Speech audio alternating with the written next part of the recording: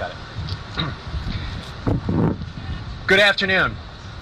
My name is Erik Wallin, and I'd like to be Rhode Island's next Attorney General. For over the past year, I have spoken out about how public corruption has become a plague upon our state, lining the pockets of the political insiders with Rhode Islanders' tax money and this state's very future. As Attorney General, I will not stand for it. I will fight the publicly corrupt, go after those who have betrayed those who work every day to put food on the table of their families, to keep a roof over their head, and who pay their taxes.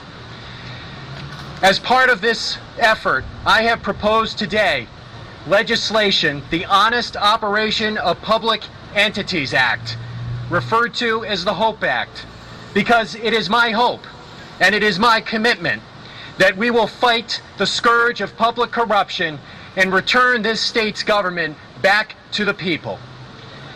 Within this legislation is some of the toughest penalties for public corruption.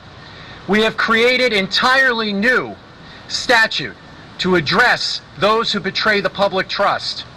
For example, individuals who engage in bribery will face the toughest penalties in this country, to include a 15-year mandatory minimum sentence to be served in jail. Those who sell their office deserve nothing less, for they have sold out the people who have placed in them their trust, their confidence, and their faith that they would do the honest job for the people who have placed them there. They will face some of the toughest financial penalties, including a fine of $750,000, which is the toughest fine in this country, comparable only to Colorado, one of the states with the least public corruption. In addition to tough new penalties, anyone who is convicted of a public corruption offense will lose their pension. Period. No ifs, ands, no buts, will lose their pension completely. Today, under current law, that pension revocation is subject to a judge's consideration.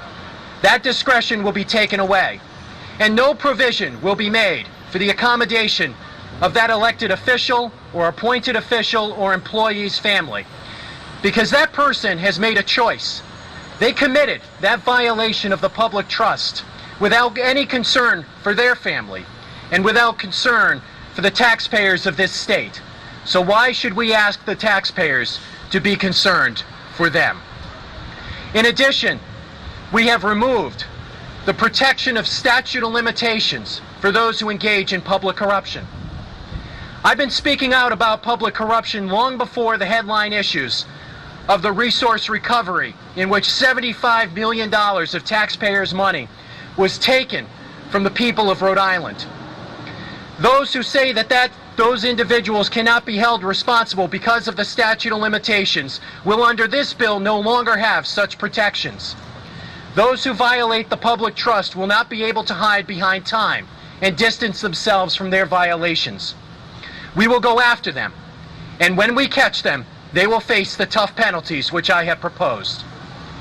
In addition, we will have a public corruption profiteering penalty, a separate civil action under this statute to go after not just the individuals who have violated the public trust, but those individuals such as businesses and specific persons who have made it their business to corrupt our government, and that's the key.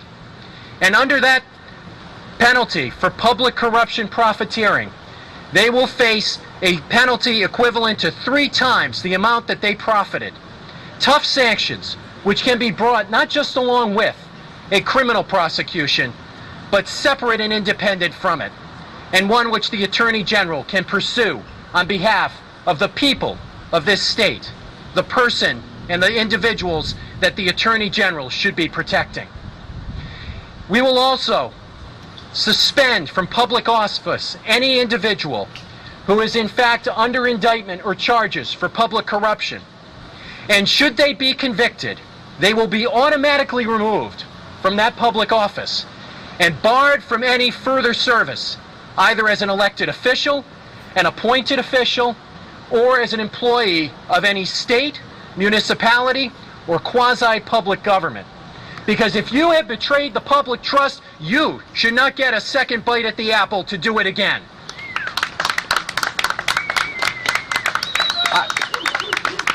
I have spoken from the very beginning about the need for a public corruption task force in the Attorney General's office. It may be surprising in a state where we have seen time and time again public officials betraying the trust that we, as those who elect them, have placed in them. To not have a public corruption unit is a shame, and I will change that, with or without this legislation. I will establish on day one of my administration a public corruption task force within the Office of Attorney General, so that there will be an ongoing commitment to take the fight against those who line their pockets with our money and Rhode Island's future. This office